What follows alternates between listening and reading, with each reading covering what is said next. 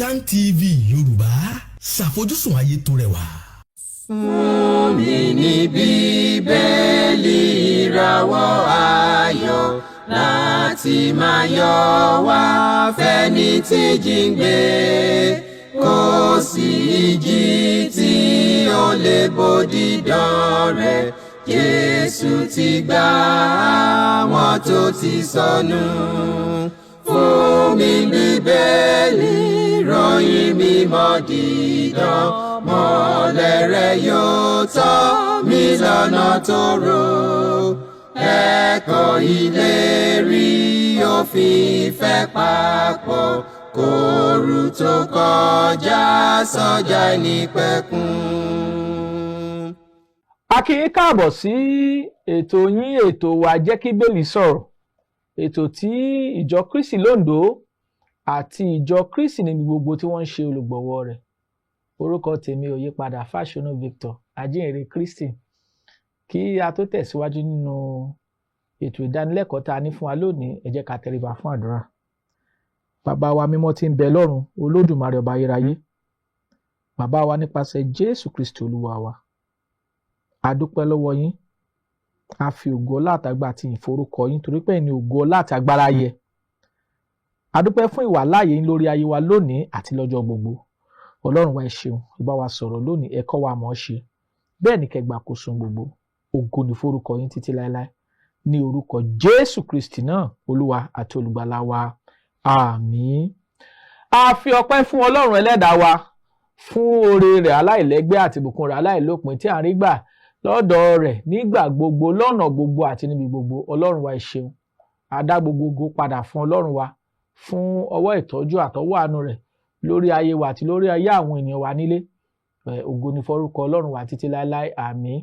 A tún ti dé gẹ́gẹ́ bí a ṣe ń dé láti mú àwọn kókó ẹ̀kọ́ wá síwájú yín kí a jọ máa gbé wọn yẹ̀wò gẹ́gẹ́ bí ohun tí Bíbélì gbé kalẹ̀ fún àṣẹ àti ìlànà tí a gbọ́dọ̀ tẹ̀lé gẹ́gẹ́ bí ènìyàn Ọlọ́run tí ń bẹ láàyè lónìí, tí ó sì jíyìn níwájú Ọlọ́run ní ìkẹyìn ọjọ́ fún àwọn àkọsílẹ̀ tí a ti kọ sílẹ̀ fún wa kí a lè máa tẹ̀lé wọn. Lẹ́ẹ̀kan sátidé bí a ṣe ń dé, kókó ẹ̀kọ́ tí a mú wá fún wa lónìí ó ní ìjọ mélòó ni Jésù Kristi kọ́? Ìjọ mélòó ni Jésù Kristi kọ́? Kókó ẹ̀kọ́ tá a fẹ́ gbé yẹ̀wò lónìí ni ìjọ mélòó ni Jésù Kristi Olúwa wa kọ́? Àkọ́kọ́, tá a bá wọnú ẹ̀sìn Kristi lónìí, tí a bá wo onírú ìjọ, àgbékalẹ̀ ìjọ, onírú ìlànà tó ń bẹ nínú ẹ̀sìn Kristi lónìí, tá a bá gbé lórí ìṣirò, àwọn olóyìnbá sọ pé wọ́n ju bí close to 50,000 different denominations. Ó tó 50,000 different denominations, àwọn ìjọ onírúurú káàkiri ní gbogbo àgbáyé, èyí tí a gbé kalẹ̀ lábẹ́ àsíá pé wọ́n ń tẹ̀lé Kristi àti wọ́n ń tẹ̀lé Ọlọ́run.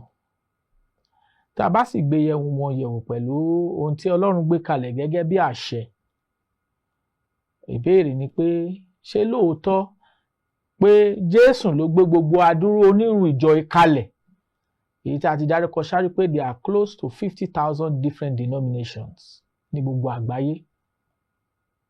Ìbéèrè ni pé ṣé Jésù ló gbé wọn kalẹ̀? Ìbéèrè tí wá ni pé nínú gbogbo ìta tí wá dárúkọ tí ń bẹ nínú ayé lónìí, èwo gan-an ni Jésù gbé kalẹ̀?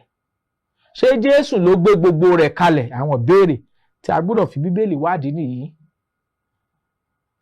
Àwọn ìbéèrè sì ṣe pàtàkì fún wa láti mọ̀ nítorí pé Ọlọ́run fẹ́ kí a mọ ohun tí ìfẹ́ Ọlọ́run já sí fún wa. Ìdí ẹ̀ lọ̀rọ̀ Ọlọ́run fi kọ́ wa pé kí a máa wádìí ohun gbogbo tí ń ṣe ti ọ̀rọ̀ Ọlọ́run ká sì dé tí ń ṣe òtítọ́ mú. Ọlọ́run sì gbà wá ní ìyànjú nínú ọ̀rọ̀ rẹ̀ pé kí a ṣáápọn láti jẹ́ akẹ́kọ̀ọ́ tí kò ní láti tijú, tí ń pín òtítọ́ ọ̀rọ̀ Ọlọ́run bó ti tọ́ àti bó ti yẹ. Ìwé Tímótì kejì orí kejì ẹsẹ̀ 15 ló sọ bẹ́ẹ̀. A sì tún gbà wá ní ìyànjú pé bí ẹnikẹ́ni bá ń sọ̀rọ̀ kó máa sọ gẹ́gẹ́ bí ọ̀rọ̀ Ọlọ́run. Bí ẹnikẹ́ni bá ń ṣiṣẹ́ ìránṣẹ́ kó máa ṣe gẹ́gẹ́ bí agbára tá a fi fún kí a lè yin Ọlọ́run lógo nípasẹ̀ rẹ̀, ẹni tí ògo, ọlá àti agbára wà fún. Pétérù kínní orí 4 ẹsẹ̀ 11 ló sọ bẹ́ẹ̀. Ohunkóhun tí a gbọ́dọ̀ ṣe tàbí tá a bá fẹ́ ṣe tàbí àgbékalẹ̀ tàbí ẹ̀kọ́ tàbí ìlànà kílànà tí a bá fẹ́ gbé kalẹ̀ lónìí, a gbọ́dọ̀ gbé kalẹ̀ lórí pé kí ni Jésù wí, kí ni Bíbélì gbé kalẹ̀. Ètò ìdálélórí jẹ́ kí Bíbélì sọ̀rọ̀. A gbọ́dọ̀ gba Bíbélì láàyè láti sọ̀rọ̀ nínú ohun gbogbo, yálà ẹ̀kọ́, yálà ìlànà, yálà nípa ìjọ, yálà nípa ohun gbogbo tó nìkan ṣe pẹ̀lú ìsìn wa sí Ọlọ́run ẹlẹ́dàá wa. A gbọ́dọ̀ gba Bíbélì láàyè láti sọ̀rọ̀. So ìbéèrè tá à ń béèrè ni pé ìjọ mélòó ni Jésù Kristi kọ́? Àti pé tá a bá wo orílẹ̀-èdè wa lónìí, orílẹ̀-èdè wa Nàìjíríà lónìí, oríṣiríṣi ìpín yẹ́lẹyẹ̀lẹ sections. Àwọn kan ń pera wọn ní Pentecostal, àwọn kan ń pera wọn ní Orthodox, àwọn kan ń pera wọn ní Indigenous Churches, ìjọ tá a bẹ̀rẹ̀ níbí àti bẹ́ẹ̀ bẹ́ẹ̀ lọ. Ṣé bí Bíbélì ti gbé wọn kalẹ̀ nìyí nínú ọ̀rọ̀ mímọ́ Olúwa? Ṣé bá ṣe rí nínú Bíbélì nìyí? Ìdí ẹ̀ ló ṣe pàtàkì fún wa pé a gbọ́dọ̀ wádìí ohun gbogbo nínú ọ̀rọ̀ Ọlọ́run ká sì dé tí ń ṣe òtítọ́ mú. Ọlọ́run ló pa láṣẹ pé a gbọ́dọ̀ wádìí. Ọlọ́run gan pa láṣẹ pé a gbọ́dọ̀ kẹ́kọ̀ọ́. Ọlọ́run pa láṣẹ pé tí a bá ń sọ̀rọ̀ a gbọ́dọ̀ máa sọ gẹ́gẹ́ bí ọ̀rọ̀ Ọlọ́run. Ọlọ́run pa wá láṣẹ pé ohun gbogbo tí a ti gbé kalẹ̀ fún wa gẹ́gẹ́ bí ìfẹ́ Ọlọ́run, a gbọ́dọ̀ ṣe wọ́n gẹ́gẹ́ bí ọ̀rọ̀ tí Paul sọ.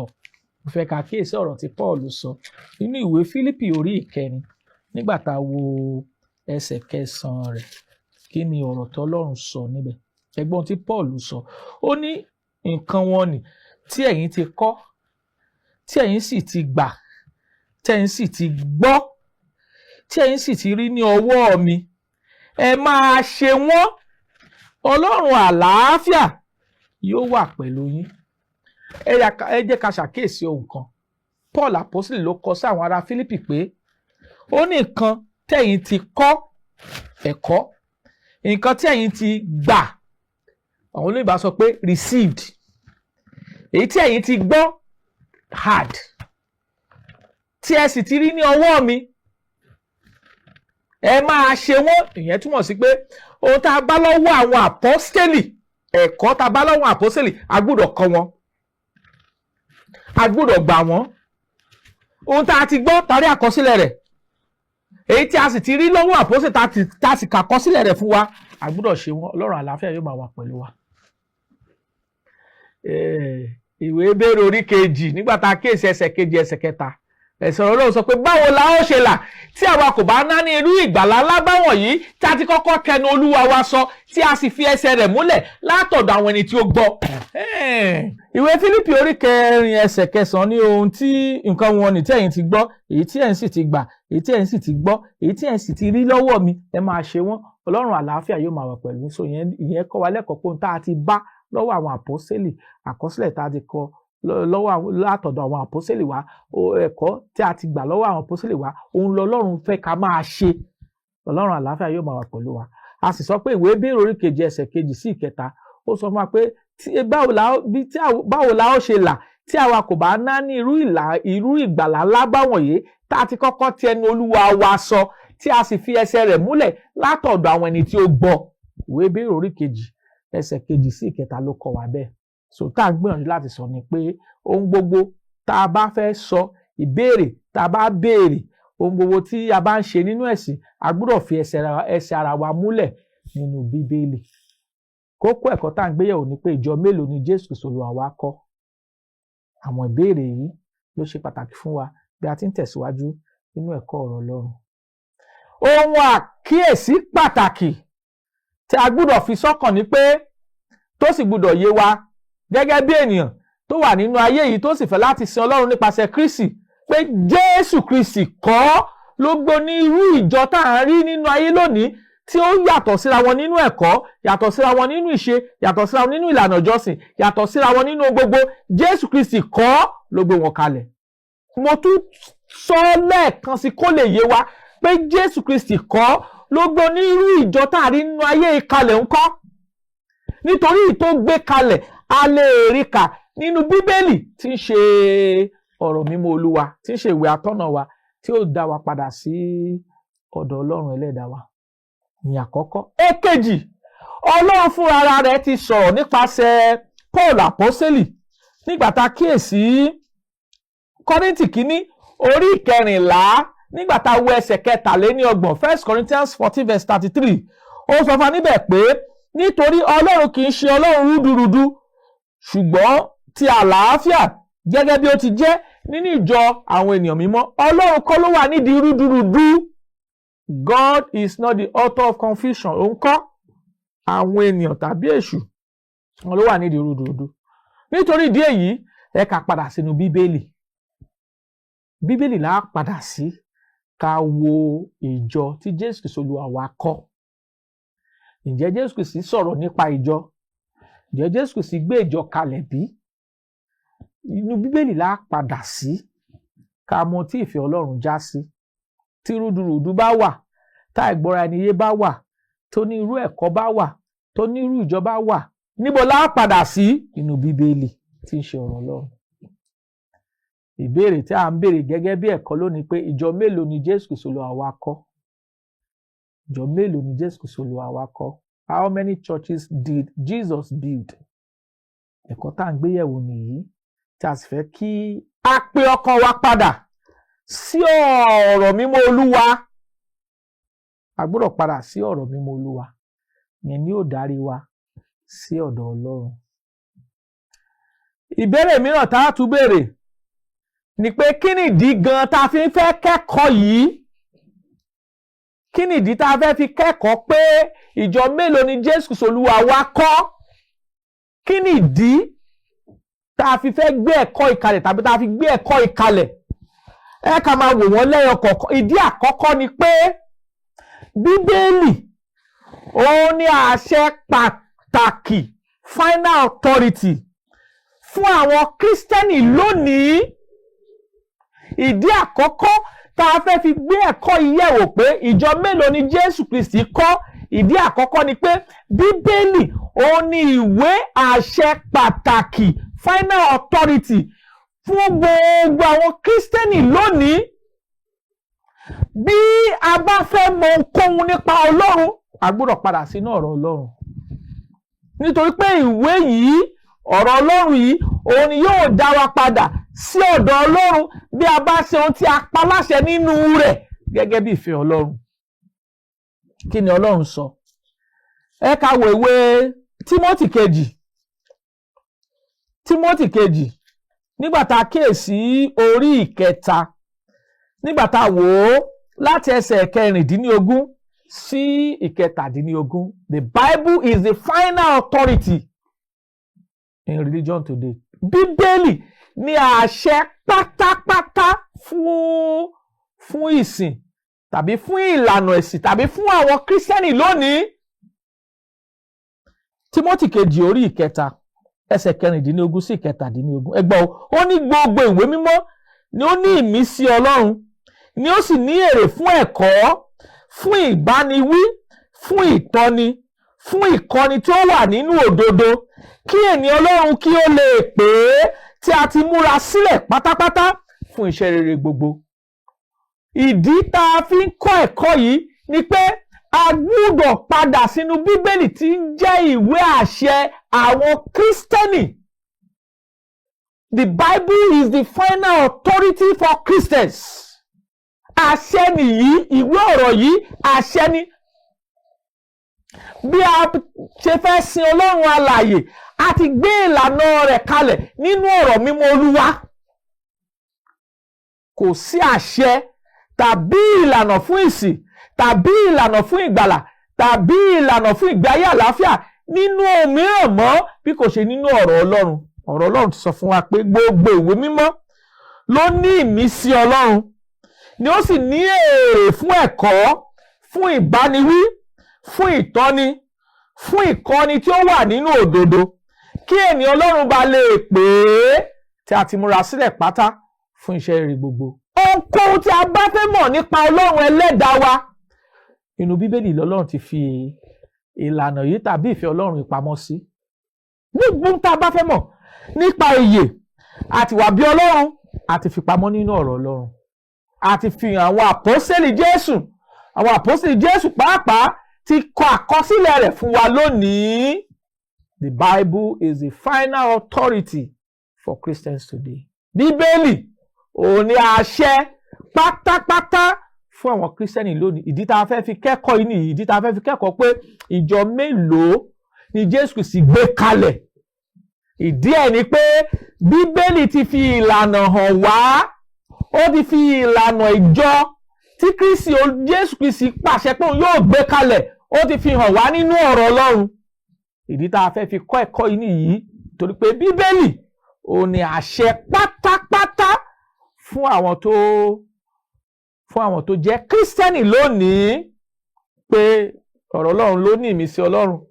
Ó sì ní èrè fún ẹ̀kọ́, fún ìbániwí, fún ìtọ́ni tí ń bẹ nínú òdodo, kí ènìyàn Ọlọ́run bá lè pé tí a ti múra sílẹ̀ pátá fún iṣẹ́ rere gbogbo. Tímótì kejì orí 3 ẹsẹ̀ 16 sí 17. 2 Timothy 3:16 and 17 olùkọ́ wa bẹ́ẹ̀. Ìdí tá a fi ń kẹ́kọ̀ọ́ ní torí pé a mọ̀ pé gbogbo àṣẹ tí a bá fẹ́ rí a lè rí kí a sì fẹsẹ̀ rẹ̀ múlẹ̀ nínú ọ̀rọ̀ Ọlọ́run nípa ìjọ. Ẹ̀kọ́ tá à ń kọ́ lọ́wọ́ ni ìjọ mélòó ni Jésù Kristi gbé kalẹ̀. A sì ń béèrè pé kí nìdí tá a fẹ́ fi kẹ́kọ̀ọ́ yìí. Ìdí àkọ́kọ́ ni pé Bíbélì òun ni ìwé àṣẹ fún gbogbo àwọn tó mọ Ọlọ́run. Èkejì, ìdí tá a fẹ́ fi kẹ́kọ̀ọ́ yìí ni pé ó ní irú ìjọ ló wà nínú ayé lónìí. Eléyìí á sì sọ pé tòun tọ̀dọ̀ Ọlọ́run ni, tọ̀hún á sọ pé ọ̀dọ̀ Ọlọ́run lòun ti wá, eléyìí á sọ pé ti Ọlọ́run ló pè òun. Ẹ̀kọ́ tí eléyìí ń kọ́ ó yàtọ̀ sí tẹ́lẹ̀ ń kọ́, ìlànà tẹ́lẹ̀ ń kọ́ yàtọ̀ sí eléyìí, ìlànà eléyìí yàtọ̀ sí eléyìí. Èwo ni ká ṣe? A dẹ̀ ti sọ fún wa tẹ́lẹ̀ pé Kọ́ríńtì kínní orí 16 ẹsẹ̀ 23 33 ó ní Ọlọ́run kì í ṣe Ọlọ́run rúdurùdu bí kò ṣe Ọlọ́run àlàáfíà gẹ́gẹ́ bí ó ti rí nínú ìjọ àwọn ènìyàn mímọ́. Ọlọ́run kọ́ lágbé rúdurùdu kalẹ̀ nínú ìsìn lónìí. Rárá, kì í ṣiṣẹ́ Ọlọ́run nìyí. Ọlọ́run ò sí nídìí rúdurùdu. Ìdí tá a fẹ́ fi kẹ́kọ̀ọ́ yìí ni pé rúdurùdu ti ń bẹ nínú ìsìn lónìí. A ò mọ èyí tó yẹ ká mọ̀. We don't know who is who. Àfi kí a padà sínú ọ̀rọ̀ mímọ́ Olúwa ká wádìí èyí tí Bíbélì gbé kalẹ̀ fún ìgbàlà, ìlànà, ìtọ́ni sípa òdodo Ọlọ́run lónìí. A gbọ́dọ̀ wádìí ẹ̀. Kí nìdí? Ìdí ni pé Kristi fúnra ara rẹ̀ nígbà tó jíǹde kúrò nínú òkú, ó pe àwọn ọmọlẹ́yìn rẹ̀ jọ, ó sì sọ pé gbogbo agbára lọ́run àti láyé òun láti fi fún mi. Ó pàṣẹ fún wọn pé kí wọ́n lọ sí gbogbo ayé. Ó sì sọ fún wọn pé kí wọ́n máa kọ́ orílẹ̀-èdè gbogbo, kí wọ́n sì máa baptisi wọn ní orúkọ ti Bàbá, Ọmọ àti Ẹ̀mí Mímọ́. Ẹsẹ̀ 20 kí wọ́n sì máa kọ́ wọn láti kíyèsí ohun gbogbo, àní ohun gbogbo tí mo pa láṣẹ fún yín. Ìdí tí a gbọ́dọ̀ fi padà sínú Bíbélì láti wádìí ìjọ tí Kristi gbé kalẹ̀. Onípo ní irú ìjọ ní bẹ nínú ayé lónìí. Onírú ìjọ, a sì ní ìwé atọ́nà wa tí í ṣe Bíbélì tí yóò dá wa padà sí ọ̀dọ̀ Ọlọ́run Ẹlẹ́dàá wa. Gbọ́dọ̀ padà sínú ẹ̀ torí pé a fẹ́ wádìí pé ìjọ mélòó ni Jésù Kristi Olúwa wa gbé kalẹ̀. Ìdí ìkẹta ó ní pé ìwé Hébérù orí 12 ẹ jẹ́ ká gbọ́ ohun tí ọ̀rọ̀ Ọlọ́run sọ. Ìwé Hébérù orí 12 nígbà tá a kíyèsí ẹsẹ̀ 2 kí ni Bíbélì kọ́ wa. Ó ní kí a máa wo Jésù olùpilẹ̀ṣẹ̀ àti aláṣepé ìgbàgbọ́ wa. Ẹni nítorí ayọ̀ tí a gbé ka iwájú rẹ̀, ó farada àgbélébùú láì ka ìtìjú sí, ó sì jókòó ní ọwọ́ ọ̀tún ìtẹ́ Ọlọ́run. Ìdí ìkẹta tá a gbọ́dọ̀ kẹ́kọ̀ọ́ ìpín ìjọ mélòó ni Jésù Kristi gbé kalẹ̀. Ìdí ẹ̀ ni pé Jésù Kristi òun ni olùpilẹ̀ṣẹ̀ àti aláṣepé ìgbàgbọ́ wa, gẹ́gẹ́ bí a ti kà á nínú ìwé Hébérù orí 12 ẹsẹ̀ 2. Jésù ni yóò darí wa ọ̀nà tí òun fẹ́ kí a tọ̀ nípa ìjọ. Jésù sọ̀rọ̀ nípa ìjọ tirẹ̀. Ìjọ sọ̀rọ̀ bí ó sọ̀rọ̀. Kí ló sì sọ? Ó ní Matthew 16:18, ìwé Matthew orí kejìdínlógún ẹsẹ̀ kejìdínlógún 16:18, Matthew 16:18. Ó ní ìwọ ni Pétérù, lórí àpáta yìí lèmi yóò kọ́ ìjọ mi lé, ẹnu ọ̀nà ipò òkú kì yóò sì lè borí rẹ̀. Níbi Kristi ṣèlérí pé òun yóò kọ́ ìjọ tirẹ̀. Ìbéèrè ni pé tí Kristi bá kọ́ ìjọ náà, ta ló ní? Kristi ló ní. Kì í ṣe tèmi, kì í ṣe tiyín, kì í ṣe ti ẹnikẹ́ni, kì í ṣe torílẹ̀-èdè kan, kì í ṣe ti ìlú kan, kì í ṣe ti agbègbè kan, kì í ṣe ti ẹ̀yà kan, bí kò ṣe ti Kristi. Ìdí tá a fi ń kẹ́kọ̀ọ́ pé ìjọ mélòó ni Jésù Kristi Olúwa wa kọ́ ni pé Kristi ni olùpilẹ̀ṣẹ̀ àtàláṣẹ pé ìgbà òun ni ó sọ ohun tá a gbúdọ̀ ṣe, òun ni ó kọ́ wa lẹ́kọ̀ọ́, torí pé òun ló gbé ìgbàgbọ́ yìí kalẹ̀. Òun ni ó bẹ̀rẹ̀ ìgbàgbọ́ yìí òun ló kọ́kọ́ bẹ̀rẹ̀ sí sọ̀rọ̀ ìgbàgbọ́ yìí gẹ́gẹ́ bí ohun tá a kà nínú ìwé Hébérù orí 2 ẹsẹ̀ 2 sí 3. Òun sì ló gbé ọ̀rọ̀ ìgbàgbọ́ yìí lé àwọn àpọ́sítélì lọ́wọ́. Àwọn àpọ́sítélì ló bẹ̀rẹ̀ ìgbàgbọ́ yìí. Òun ni olùpilẹ̀ṣẹ̀ àti aláṣepé ìgbàgbọ́ wa. Òun ni yóò darí wa. Kristi ni yóò darí wa. Ohun tá a gbọ́dọ̀ ṣe nípa ìjọ mélòó ni Kristi Jésù kọ́, ìjọ mélòó ni Jésù Kristi Olúwa gbé kalẹ̀. Ìkẹrin, Jésù ẹ̀kọ́ Kristi lórí ọ̀rọ̀ onírú ìjọ, òní ó fi òpin sí ìwádìí wa. Jesus will solve our doubts. Ọ̀rọ̀ Ọlọ́run tó sì ti gbé kalẹ̀, òní yóò fi òpin sí àìdúró wa nínú ẹ̀kọ́ Olúwa nípa ìjọ. Níta sọ ni pé bá a bá fẹ́ mọ ìjọ tí Jésù Kristi Olúwa wa gbé kalẹ̀, níbo la padà sí? A padà sínú Bíbélì, nínú ọ̀rọ̀ Ọlọ́run. Nínú ọ̀rọ̀ Ọlọ́run la padà sí. Gbogbo tá a gbọ́dọ̀ mọ̀ nípa ẹ̀kọ́ Kristi, ó ti fi hàn wá. Ó sì kìlọ̀ nípa àwọn àpọ́sítélì rẹ̀. Ẹ gbọ́ ìkìlọ̀ tó sọ. Pétérù kejì, ẹgbọ́n tó wí. Pétérù kejì ẹsẹ̀ 9, ẹgbọ́n tọ̀rọ̀ mímọ́ Olúwa sọ. Ẹ wo ẹsẹ̀ 9 rẹ̀, kí ló wí? Ó ní olúkúlùkù ẹni tó bá ń rú òfin tí kò sì dúró nínú ẹ̀kọ́ Kristi kò gba Ọlọ́run. Ẹni tó bá dúró nínú ẹ̀kọ́, òun ni ó gba bàbá àti ọmọ. Ẹ wo tọ̀rọ̀ Ọlọ́run yìí kọ́ wa. Ó ní olúkúlùkù ẹni tó bá ń rú òfin tí kò sì dúró nínú ẹ̀kọ́ Kristi kò ṣe kí ni? Kò gba Ọlọ́run. Kí ni ẹ̀kọ́ Kristi kọ́ wa nípa ìjọ? A gbọ́dọ̀ padà sínú Bíbélì. Ìdí tá a fi ń kẹ́kọ̀ọ́ yìí nìyí. Tá a fi ń kẹ́kọ̀ọ́ pé ìjọ mélòó ni Jésù Kristi Olúwa wa kọ́. A gbọ́dọ̀ padà sínú Bíbélì. There are many confusions in our world. Confusion onírúurú nínú ayé yìí. Ṣùgbọ́n a gbọ́dọ̀ padà sínú Bíbélì ká wádìí ohun gbogbo tí ń ṣe òtítọ́, ká sì di òtítọ́ ọ̀rọ̀ Ọlọ́run ká dì í mú.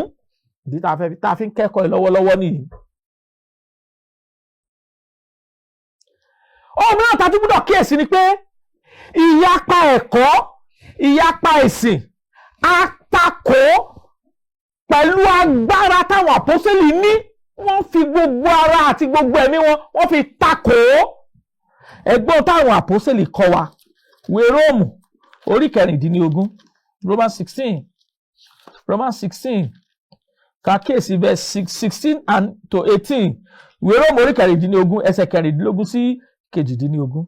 Ó ní mo fi ìfẹnukẹnu mímọ́, ẹ máa fi ìfẹnukẹnu mímọ́ kí ara yín, gbogbo ìjọ Kristi kí yín. Ẹ wo 17 ẹsẹ̀ 17. Ó ní ará ẹ̀mí ń bẹ̀ yín, ẹ máa ṣọ́ àwọn tí ń ṣe ìyapa àti àwọn tó mú ohun ìkọ̀sẹ̀ wá lòdì sí ẹ̀kọ́ tí ẹ ti kọ́, ẹ kúrò ní ìsọ̀ wọn.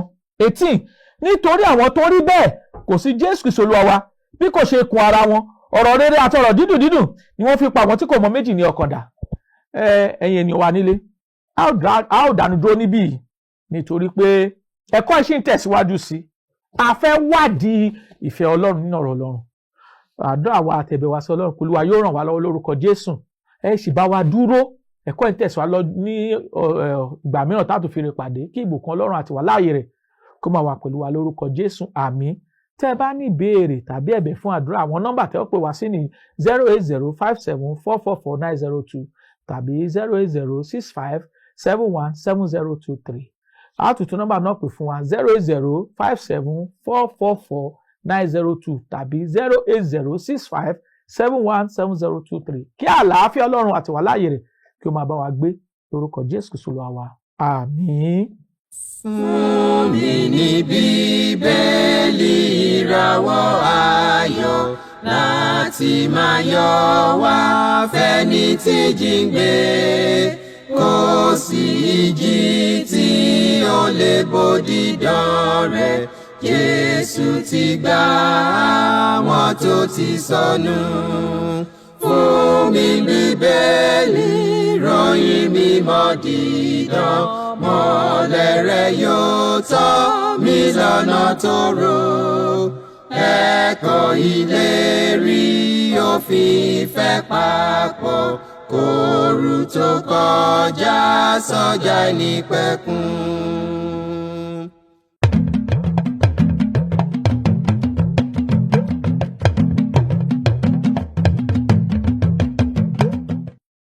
Kaftan TV Yorùbá, ṣàfojúsùn ayé tó rẹwà.